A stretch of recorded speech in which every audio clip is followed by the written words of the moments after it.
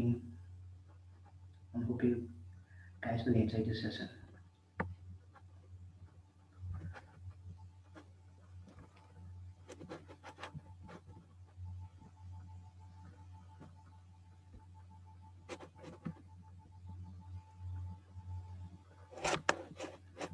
So yeah, this session is all about like tips and secret to crack the Salesforce developer interview. So this session will be quite useful for the people who have cleared the PD1 certification, the people who got quite knowledge on the development part, or the people who is about to think to move on to the Salesforce development part, like be it admin or the QA people. So yeah, so this is Bhavadani Ganesan, like she's the coordinator of this event, and she's again a leader for the women in tech for the Trichy community. And here again, this is me working as a software level 3 engineer in MSD Solutions. And I've got like 5 years of experience in Apex coding and declarative all those stuffs. So yeah, so this is all about the agenda of today's meeting. Yep.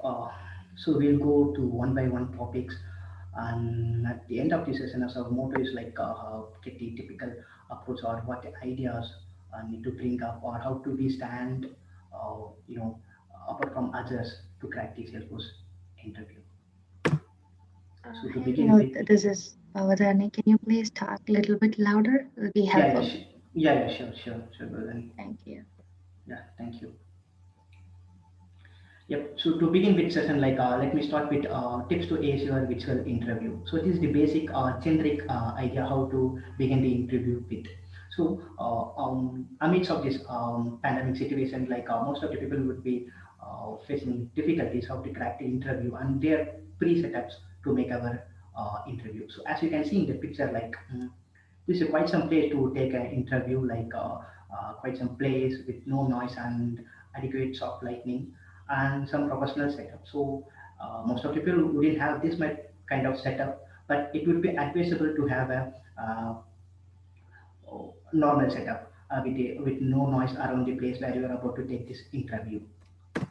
So prepare your basics. So prepare for to take up any interview, like be it a hardware or the software. So test your hardware and software essentials, and if possible, like take up any noise cancellation headsets to crack the interview. So the motto is like to create a positive impression or to create a best impression in the to the interviewer.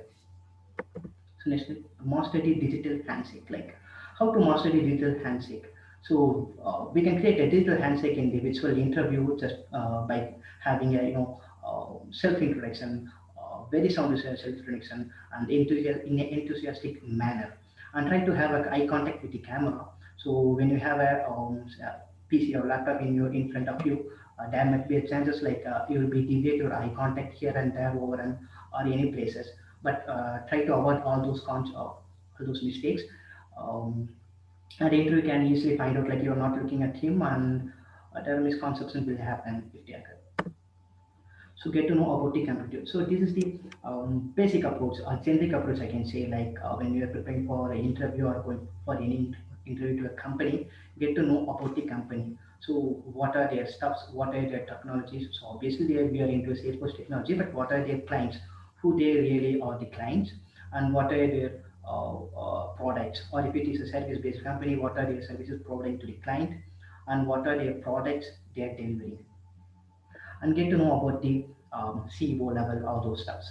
And if possible, like read some tech blogs regarding the Salesforce or any virtual event. Say, for example, so there are upcoming Dreamforce event which is about to happen in 2020. You can talk about that. So something stuffs related to the job role which you are applying for. So your energy and passion. Um, so this really like so your energy, like as I said earlier, is enthusiastic manner, how you are approaching the interview and your body gestures. So try to have a common body gestures while you're having an interview, like from some like hand movements or quite some gestures, just to make sure like you are quite attentive in the interview, not doing any just only speaking and not doing any body accents. So that might be I think like the interviewer, like you are not quite attentive in this session as well, and show your passion, like why you are applying for this role. Say for example, if it is a Salesforce developer, so why you opted for the Salesforce developer and what not other technologies, and show a passion towards this role and what you can contribute to the company, something like that. So provide details. So always try to provide the true details like that.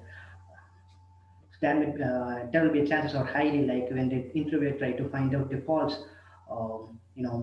reason, false details about you in the interview. The reasons are like you may get rejected.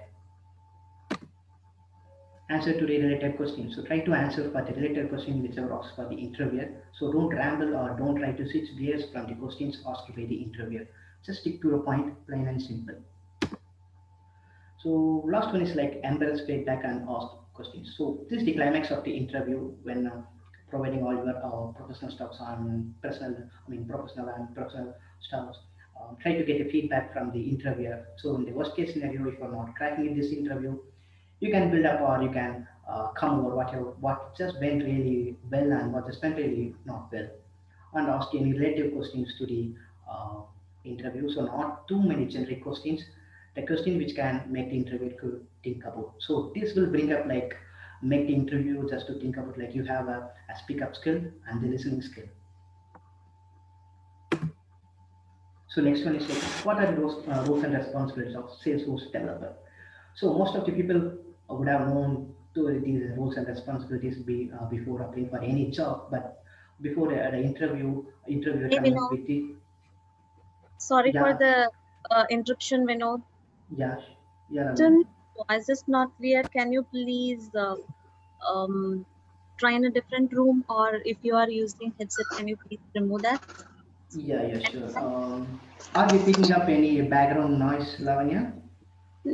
Not exactly, but your voice is not clear. Okay.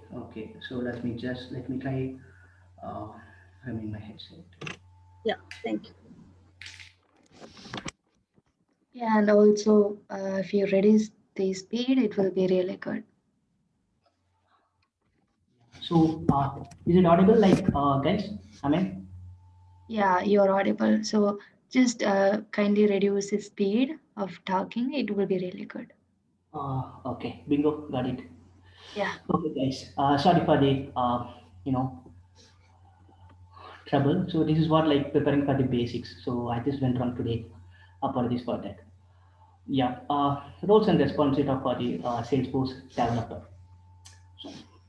Typically, the roles and responsibilities are the transform client needs into Salesforce application. Obviously, this is what we are about to do, gathering the requirement from the BA and getting the requirement from the BA using the Agile or any other tools and transforming them into the Salesforce application. Uh, with all the new concept and technologies created or developed or invented from the Salesforce. So next is like design Salesforce solution and create effective project plans. So this is nothing but like before going up any approach, bring up any solutions, design the solution in a draft manner, and you can deliver it as a project and added value to these projects like definition, development, and deployment. Like definition is like how we are taking up any approach or development part to bring up the solution, and development finally when we are playing in the role in the business in a development manner, and development taking over and deploying the changes to the production and handing over to the client.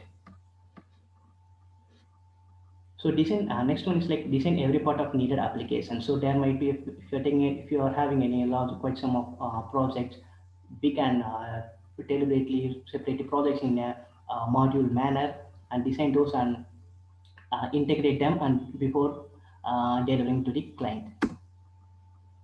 So you can suggest new releases or any upgrades like to the client. So there are 3 releases per year provided by the Salesforce. So if the client or companies using any of the technologies, and if you think they can suggest like upgrade for the technologies, you can suggest those them to the client. And next is like testing and maintaining. Of course, like testing the standard functionality or stability of the application which you have created and maintaining the security. So next is like what are our mountains? Like what mountains should I climb to have a peak in the Salesforce developer career path? Like yeah, so this picture can show you quite well like what are the things you need to climb for a successful Salesforce career path. So over here, the top of topic is like certified technical architect. So if you are moving into the technical part, you can accomplish either application architect or system architect certifications provided here, like platform developer. And the root of this like platform app builder. So I'm sure like this is the basic certification for every one, be it like admin or QA or everyone. Platform app builder to following the platform developer one. So if you are moving into the management team or like a scrum master, like product manager or something like that, there the chances are there to move over there. So what is Salesforce CRM? Like this is the century-old questions which been asked. So I think like this is the starting point of this session. Like we can go with what the Salesforce CRM is really. So before moving to Salesforce CRM, what is CRM? Like nothing. That's nothing but like having a sustaining, managing and maintaining the relationship, successful relationship with the clients, bringing up the companies and the clients, streamlining their process. So in the Salesforce CRM, so just to start with, like as everyone know, the Salesforce CRM starts with the lead capture. So that's the starting point of the lead. So where the leads can come from website or social media, inbound calls, or list, web to lead form, or creating new leads manually, or importing data from the system admin. So basically, these leads are the business where the client is about to work. So over here, lead capture system has been captured, and we need to make sure like is that a duplicate lead or something in the system, or is it an open lead. So there are several levels in the lead before the lead has been closed as a closed one in the opportunity. So next steps is like it is a working lead or qualified. So we need to and make sure like the lead is still and one working part or it is a qualified one. So next the play, so it is an opportunity deals with amount and stuff like that. So which means like whether the lead has been closed one or closed a lot, something like that. So from the opportunities, the BSR can negotiate with the client, with the presentation, proposal and negotiation. And at the end, we can make sure like it is a closed lot or closed loop one. So after successfully delivering the product or the applications to the client, so there are sales and support parts. Sales is nothing but selling our application, and support is nothing but after providing our applications, how well we are about to support, like using the case and all those stuffs. That is nothing but customer satisfaction work.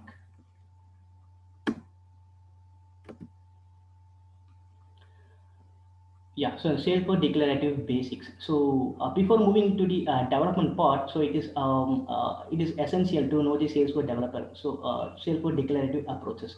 What are the basic Salesforce declarative approaches we need to know?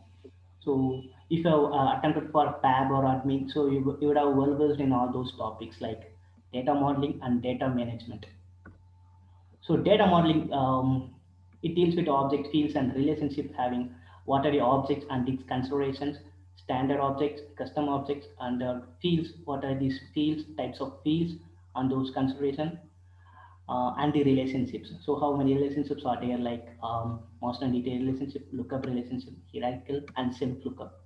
So what are the data model and how well these data model fit into their client business?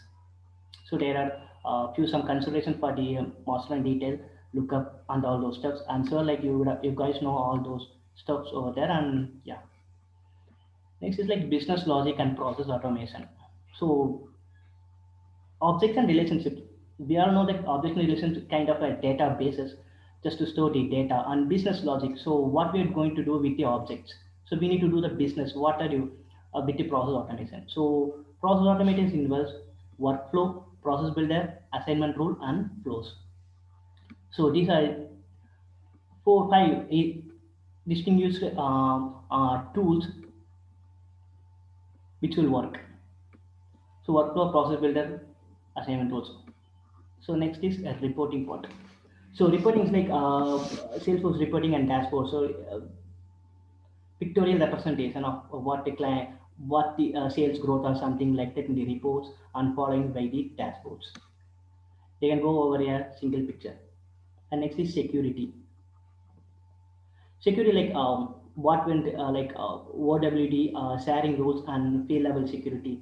So in a hierarchical level, so who need to view your records, like be it your higher hierarchy level, or you just don't want to share your records to the other people. There are chances like I might work in the same lead, but the lead created by me shouldn't be allowed to look up by the people other people. So next is like import and export. So the important data import wizard and some tools are available in the Salesforce declarative approach in order to just load, import the data and few money stores. Yeah. So next is like Apex basic and scenario based questions. So here's the part like we are starting with the Apex developer basics. So just to start with, like everyone would have known what is trigger. So trigger is nothing but like as the name denotes, just to trigger an event. So say for example, like what might happen before and after. So just to hack those situations, hack those events. So there are before and after triggers in the scenario. The trigger like what might happen, like when I'm trying to insert a record, what will happen, and before the trigger saves with the same object, and you can try to have a validation. If example, like if I try to insert this record, it shouldn't allowed without a value in a field, so that could be achievable in the before insert trigger, and that can be same achievable in the validation rule as well, but a trigger which is used to achieve some custom logic which cannot be achieved using the point and click or configuration part. And after trigger, which is like nothing but like when I do any operation or when I do any update, it may be like after update, what will happen. So and these are the context variables is executing. So this is nothing but like there are many events can occur in the trigger, like insert, update, delete or undelete. So this context variable is to make sure like what needs to done. So if example like I need to call a method only at the time of inserting. So at a time I can write like trigger dot is insert just to make sure like only insert operations happening, and I can write the method inside is insert trigger, and that will not happen in the update operation when the same trigger whole trigger is running for the lead object. When update operation is running, uh, trigger dot is insert will return false, which means like in the update operation this trigger will not, I mean this method will not call. So same for example like is delete. So when I try to delete record or a lead in the Salesforce lead object, that we can send an email message to the lead owner before deleting lead. So what are the considerations for the trigger.new and trigger.old? So trigger.new and trigger.node cannot be used in the Apex DML operations. So when you're getting the value, returning this value in before triggers, trigger.node new and trigger.old does not obey the DML, does not allow the DML operation to happen. So just for the context, like what is trigger.role is nothing but old values. Before updating values, so what are the really the old values that trigger? So next point is like you can use an object to change its own field values. You get trigger.new, but only in before triggers. So only in the before triggers you can change the values of field values in the before triggers, but not in the after triggers. So in all after triggers, trigger.new is not saved, so runtime exception is thrown. So only in the trigger before trigger it can be um, done. So and there is no need to explicitly mention the DML operation like insert or update operation in the before triggers. That can be achieved only in the after triggers, where when we are trying to explicitly mention database.insert or just the DML operations. So trigger.old is always read only. Yeah, obviously trigger.old is the only read only. You cannot try to change the value which trigger the operations, and you cannot delete the trigger.new values as well.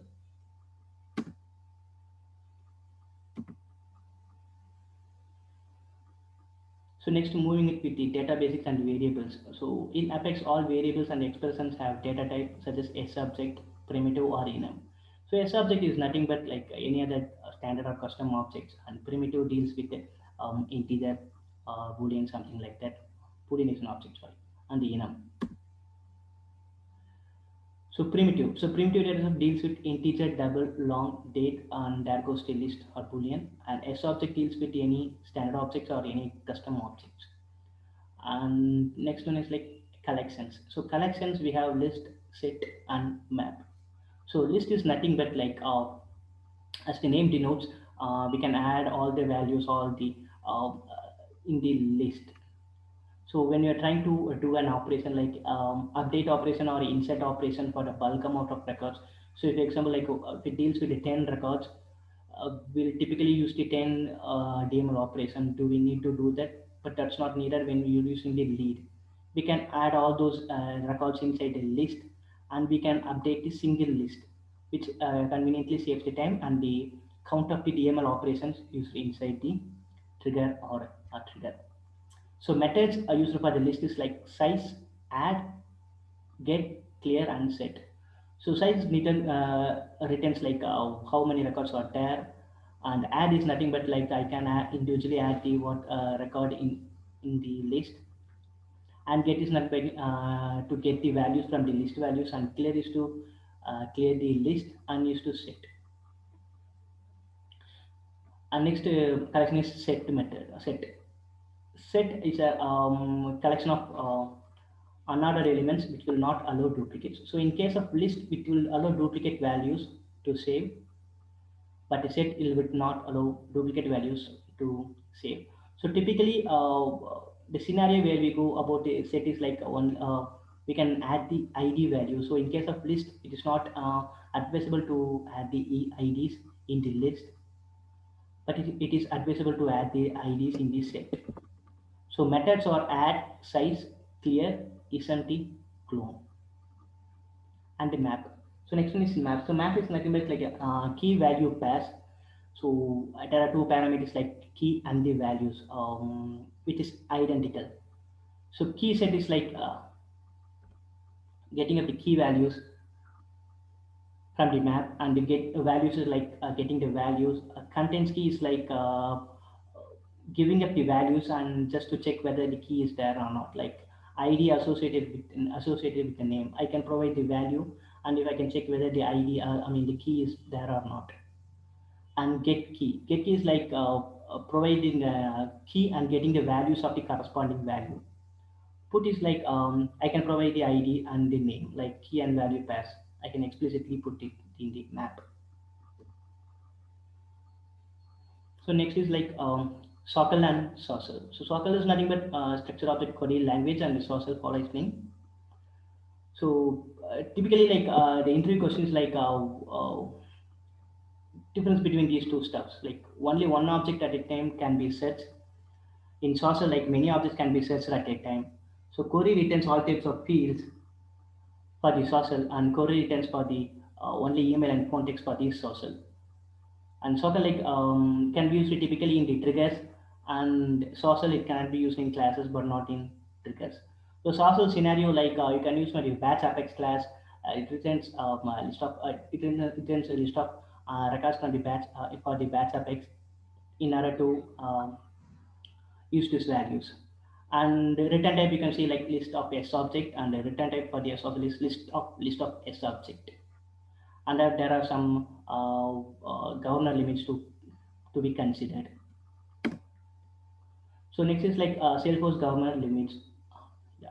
So as everyone knows, like what is Salesforce governor limits? Like we have some quite amount of account for each of DML operation queries. But why do we really need the Salesforce governor limits? So as you can see, like Salesforce runs on multi-tenant environment. Like it shares the resources like in the client side. I mean, in the Salesforce side, memory has been deliberately shared with the clients, with other companies in the Salesforce platform. As you can see, like client A, client B, and client C. So they are sharing the same resources from the Salesforce at the same time. So they just want to, if any things go wrong, they don't want to jeopardize the rest of the clients as they are in the shared locations.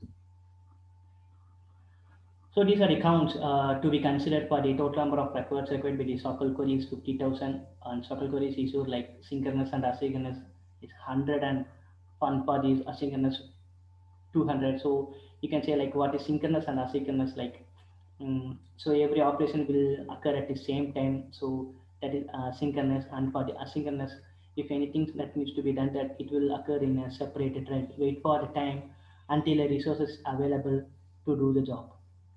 So for that, Sockel is 100, and for the asynchronous 200, and the total number of DML statement is issued, that is 150.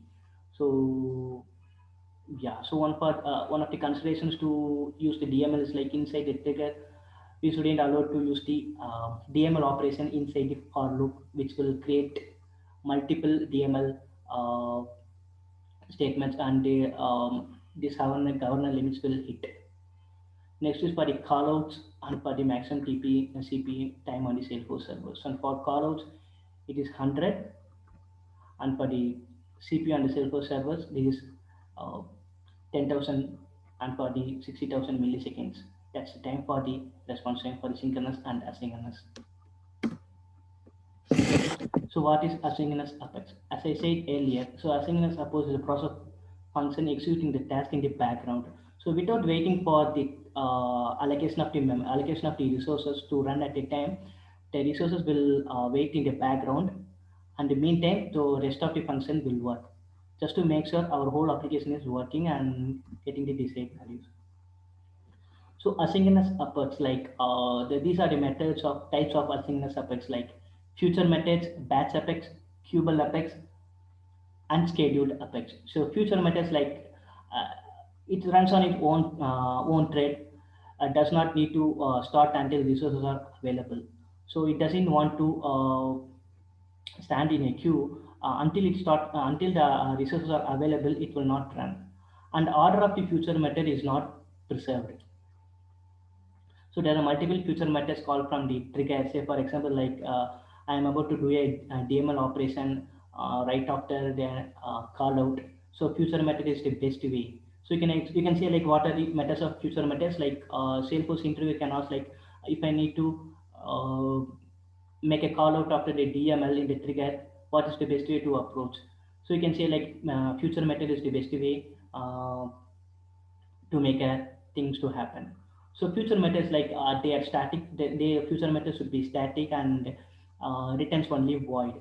And the parameters would be only primitive data types, list of primitive data types. And you can say like a future method doesn't allow the standard object or custom object, or in a generic way object.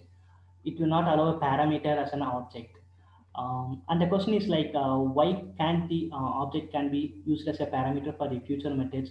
In the runtime, there are chances like object can be changed. So, for example, in the future method, it will not start only until the resources are available. At the time of running this method, object values can change. There's a chance of changing the object values or field values can change. So it is not advisable. So it is not. We cannot use this object as a parameter for the future one. And common scenarios involves web service call out. As I said, like if you're doing a web service call out from the trigger right after doing the DML operation, future method is the only way. So next is like batch apex. So batch apex is nothing but if you are dealing with tons of records, like n number of records to deals with, like I need to update 200 records, not 200, like 1000 or 3000 records in a single one. We can go with a batch apex. So in the batch apex, it is like database.batchable interface, and it has three methods in the batch apex, like start, uh, execute, and finish. So start method, it deals with like what are the records that needs to be fetched. So as I said earlier, it can deals with n number of records. So what are the n number of records? You can use the database.query locator or database.query. I mean the query or query locator to do the job. I mean to fetch the records from the system. So database.query, it returns only the list of records to do the job, and query locator deals with list of records which will try to iterate over the in the executed job. So in the execute method, like what are the operations that need to be done? Say for example, if you're updating the value or sending out an email, or our typical logic functions can you include in the execute method. And for the finish method, like right after doing all those operations, we can send out email like, hey, this work is done, being done, or these many records are being done. We can send out email, something like that. and the common count of a batch, count of record per batch is 200 for the batch Apex. And also we can, what are the ways to view the batch Apex, view the job has been done. You can use the batch ID and the execute dot batch ID with the ID name equal to database dot execute batch with the batch class name. So that is used to run the batch Apex, and you can monitor the batch in the Apex jobs as well. So next is queuable Apex. So queuable Apex is same like a future methods. So what are the distinction? What are the difference between future and queuable Apex? A queuable Apex with preserved order, and you can use the chainable uh, jobs to occur. So in case of future methods, only one job can be done, but in the queuable Apex, multiple jobs, chaining jobs can be done in the queuable Apex, and the order is preserved over there. So that can be done using the system.enqueue job, and inside the enqueue job, you can call up the method so declared. And next is scheduled Apex. So scheduled Apex, like at what part of time we need to run the Apex. So here we can use the batch Apex. You can run it for a period of time or a specific time we need to run the job. So these are the use case for the asynchronous Apex types. So what are database methods? So what is makes the difference between the normal DML operation, and the DML operation deals with the database? Uh, you can say before moving to these methods, like there is if there is a insert, just insert DML operation in the trigger. If any error occur at a runtime, there's a chance of rolling back. But if you are using the database dot insert or update any methods, there is no rolling back until if we explicitly use. So let's start with the database methods of convert lead. So as you all know, convert lead method, it is used to convert a lead as like a standard approach in the convert lead button. So these are the custom logic we can use to convert a lead, and we can make the opportunity creation of opportunity as an option. So next is like database dot insert records to insert. So as you can see, like we can mention database dot insert, and the records dot insert is nothing but a list and followed by the true or false value. So when we mention a false value over here, you can see the example over here, database dot insert list. What are the list that needs to be insert and false? So if it is false, means that's no chance of rolling back. So if you are providing true, means if any error occurs at time, it will roll back. So same as update operations and DML options. So what needs to be done at the time of DML operation, we can explicitly mention over here for the database methods. So next is like query and get query locator. As I said earlier, what is query? So query is nothing, database.query is nothing but a dynamical socket at runtime. It batch Apex and it suppose 50,000 records. So say for example, like you can declare a string and a value in the string, and you can call that query as a string as a runtime in the uh, Apex. So and when it comes to a get query locator, it returns a get query locator which is a list of socket. So query returns only a list of records, but a query locator returns a list of socket, and it can be iterated over batch Apex, as I said earlier, batch jobs, and it supports 50 million records at a time. So next is like how to incorporate security in Apex. Like in the declarative approach, there are multiple ways. Like we can go with the security like field level security, OWD, sharing rules. But how are they incorporated in our Salesforce Apex? So interview can ask like, I need to do this, and there are multiple classes and classes A, classes B, and B class methods that shouldn't be allowed to execute in the classes A. So those type of functionality and logics that can be incorporated in the Apex as well.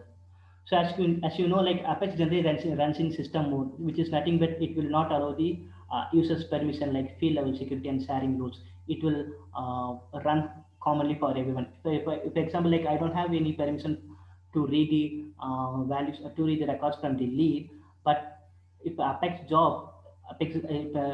code is run by me, I can able to read all those records in the coding level, even though I don't have any securities. So main two keywords over here is like with the sharing keyword, without sharing keyword. So what is this like?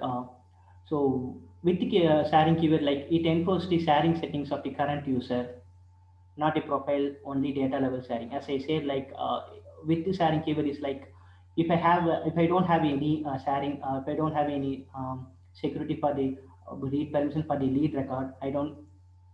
If you use this keyword in the affects classes, I cannot able to query all those record values. And without sharing keyword, so we can see over here, without sharing keyword will not enforce a sharing setting of the current apex. So even if I don't have any security permissions or I don't have any access to that object level, by using without sharing keyword, I can able to query all those records from here. So next is like what happens when we are calling a method between these two classes. Like there is a class A called with sharing and there is a class B called without sharing. When I try to call a method of without sharing inside a with sharing class, it will not, it will allow to run the run the code and gives the values like current context. Current class B is without sharing, and say for example, without sharing keyword calling the with sharing class method, all those method will not work.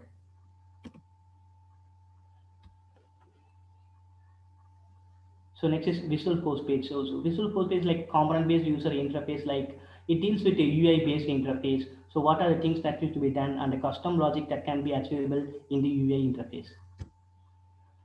So you can deliberately see the model view controller and where does the Visual Force page does the job. Like in the model, as you can see, like it deals with S object and the Apex classes, and view that deals with the VF pages and the components like lighting experience, and the controller like controller classes and standard object.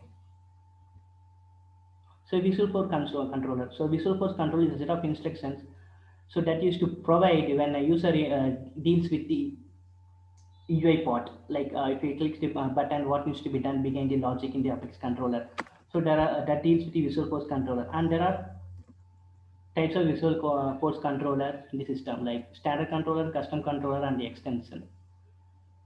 So what is standard controller? So standard controller is nothing but it deals with standard objects. So it derives all the standard functionality from the objects. Say for example, like save button, delete, all those buttons can be incorporated in the standard controller. With the help of those, we can call. And what is custom controller? Custom controller is like when we are trying to do some operation, and in addition we need to add the custom logics. So over here we can use the custom controller in the VF page, and the thing is like we need to explicitly mention the class name over here. Whereas for the standard controller, this is the syntax, and you can mention directly the object name, be it a standard or a custom object. But in for the custom controller, we need to explicitly call the controller classes. So these controller classes has the custom logic. Say for example, like the save operation deliberately save the record in the standard approach. But if you want to do some extra custom logic, like if I click the save button, I need to send a email message to the user. So that can be achieved during the custom controller with the help of this custom controller class, and that needs to be mentioned over here. Next is like extension. So extension like it deals with standard controller and used for the custom controller as well. Over here you can mention the object name, and the extension is nothing but deals with custom classes. So say for example sending out email, at the same time few other ways over here. So Visual Force components. So these are the components over here. You can see it over here, but yeah, Apex page message. So the list of the components over here. So next is lighting experience. So in the current job interview, like knowing lighting experience, especially the LWC, is added advantage. I'm sorry, like knowing the lighting experience is added advantage for the current market job. Like LWC, what is lighting experience? The platform initiative UI and UX response to the client. than the VF pages. So advanced version of Lightning one. So Lightning component is a framework to develop a dynamic web applications. It uses the typically it uses the JavaScript at the client side and Apex at the server side, and is a single page web application which natively runs on the web browser. So as I say, like Lightning Web Components, it uses the custom HTML components, and it natively run in browsers, and it is lightweight and deliver the exceptional performance to the client, and it can be it is main advantage like it is overridden and reusable context one. So these are the typical approach of a Lightning component development part deals with the HTML, JavaScript meta, XML, and CSS, SVG. So as we are running out of time, I will just glimpse the what are the topics which I'm to see. So communicate with the events, like as I say UI. So when you're trying to communicate with the events in the UI, so we can communicate the events in the LWC as well. So when I try to click the button over here, what needs to be done in the parent component and in the child component over here, and there are reference link which I mentioned over here. And when you try to get access to PPT, you can check out this link. So next up is like stay updated with the current releases. So when you try to going for interviews, so stay updated with the current release. So far, like Winter 21 is the current release, and one of the cool features for the developer is like safe navigation operator. So what is safe navigation operator? So safe navigation operator is to just to check whether like a value has a null value or not. So it is used to avoid the system dot null pointer exception in the runtime. Before, if you are not trying to check the null values, this the null pointer exception will occur deliberately in the runtime. But using this operator, so for example, you can say like a question mark dot b, which is nothing like it checks the value of a, is it is null or not, and runs the following code. So one of the main advantages of having the safe navigator operator from the Winter 21 release is like it conceptually reduces the lines of code. So over here, I'm just checking the count not null and contact not null, contact with account and the owner. So after all these operations checking not null, I'm associating the string account owner email as my contact at account owner email. So, but with use of this navigation operator, we can do the job in a single line. You can see like before associating the owner email, you can deliberately save the value like my contact. It is used question mark will check whether the my contact is null or not. If it is not null, then it passes to the account, and then again it checks whether it is null or not. If it is not null, it goes to owner and the email. So with the help of this, like in a single line, we can check the null values and store the value in the string, and it is used to avoid the null pointer exception as well. So second coolest feature which was introduced in the Winter 21 release, like send the custom notification from Apex. So we can, with the use of messaging the custom notification class in the current release, we can send out the custom notification to the Apex when you're running up any errors or something like that. So message that custom message, we can first you need to instantiate the messaging that custom notification, and you can see the title body notification, any other methods, and we can deliberately send the messages to the developer email. So when any runtime error occurs, this is one of the feature for the introducing the Winter 21. So what are the common errors in Salesforce? So common errors like mixed DML error, CPU limit. Mixed DML error is like nothing but deals with like set up a non-set set of objects. When you're trying to insert all those objects in a single time, mixed DML error will occur. So CPU time limit exceed. Like when we are using a for inside of for, CPU time limit will exceed, and that goes the governor limits. And this is SQL query. Without using a limit in the SQL query, too many SQL query error will occur. And next is nothing but a recursive loop. So when the recursive loop will occur, like so when you're trying to uh, update insert operation after update, it will deliberately call a trigger after a trigger. At the time, it will call it a recursive loop occur. And these are the ways how to avoid the recursive loop. Just to trigger the flag over here, and call the flag at the time of updating operation in the after trigger. And there is a link published by our website MST Solutions to know more errors occurs in Salesforce. You can check this link later.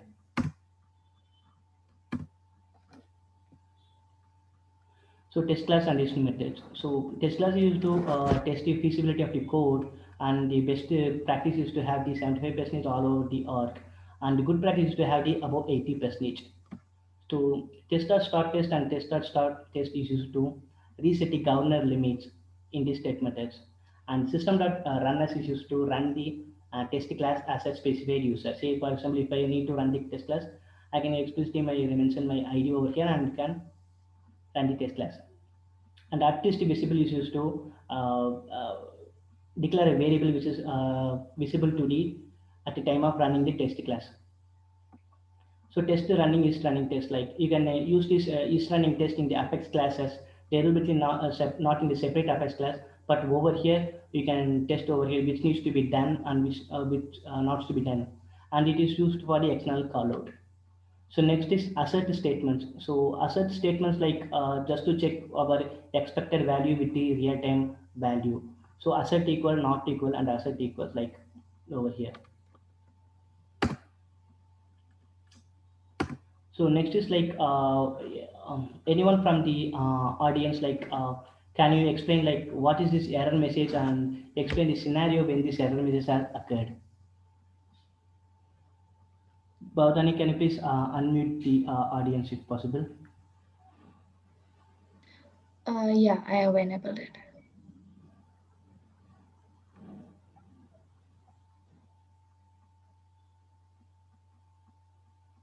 When you try to do an call out after DML operation, error will occur. You're saying when you're trying to do a call out after DML operation. Okay.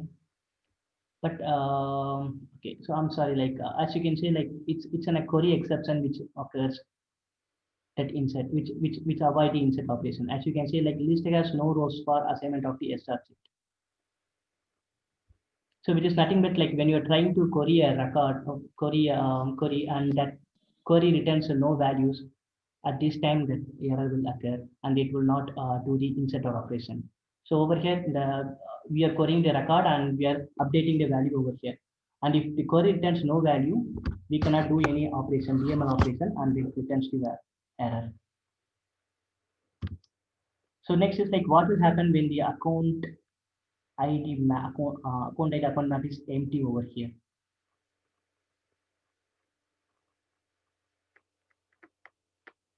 Anyone from the audience?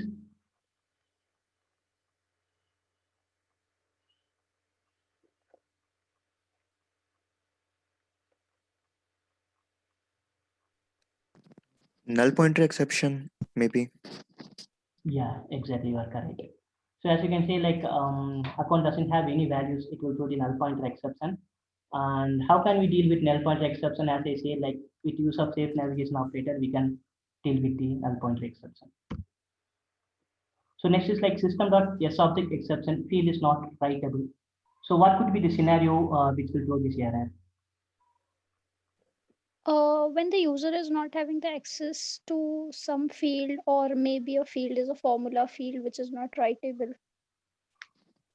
Yeah, but as I say, they like system runs in a, I mean, Apex runs in a system mode. So if you don't have any permissions, it doesn't matter.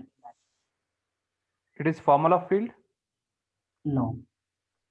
Those are the standard fields created by Salesforce, created by date, ID. Those fields we cannot write. For that, we will get this exception. I'm sorry.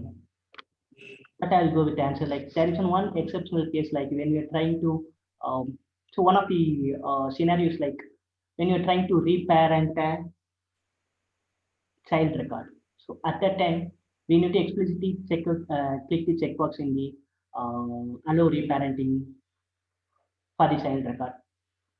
So only then, when we are trying to reparent a child record, it will not throw the error. If the checkbox is not clicked, this error will throw. So next is like just go through the snippet and just tell us know what really went wrong in the course.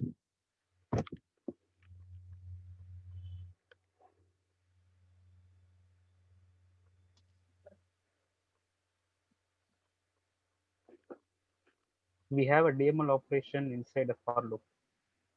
Yeah, exactly. And what the typical error will throw? Too many DML. We will hit the governor limit. Governor limits error. So here I think one for loop, another for loop there. So that's might be governor error. So we cannot write one for loop in the another for loop. Too many DML operations. Yeah, so two things went wrong over here, like for instead of for, and calling the DML operation inside the for. So that's the thing what went wrong over here. Thank you guys. Thank you for your answers. You did really an awesome job answering these questions. So I hope like this session would be useful to crack the interview, or if not, like it could be a glimpse or idea how to crack this interview. So do we have any questions, guys? Yeah, Vinod, thanks for the awesome presentation. So before that, I just want to share the screen and show the list of winners who won the Yeah, contest.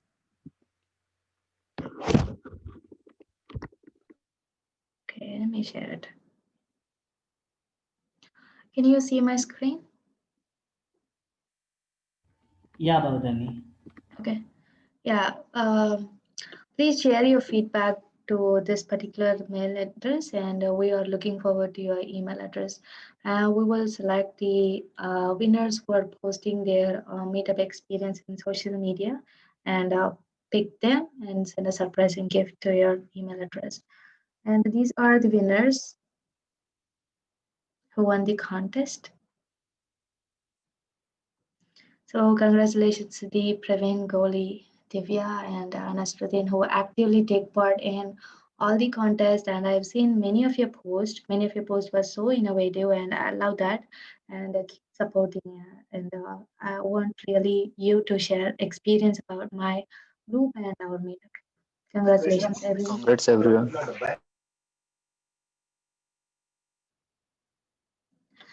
Okay. So I think you could see the poll option in the Zoom. Could you see it, everyone?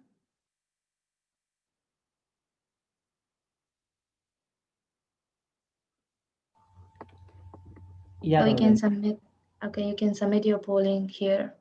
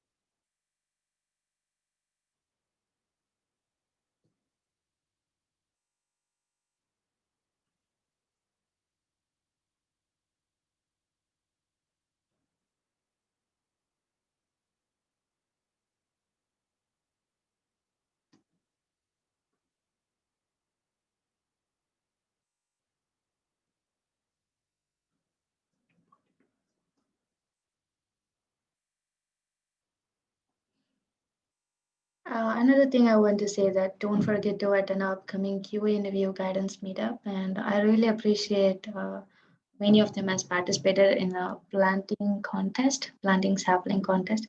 So that went really very well, and stay tuned.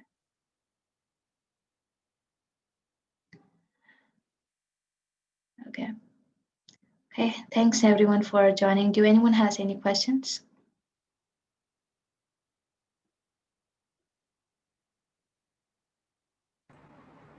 No.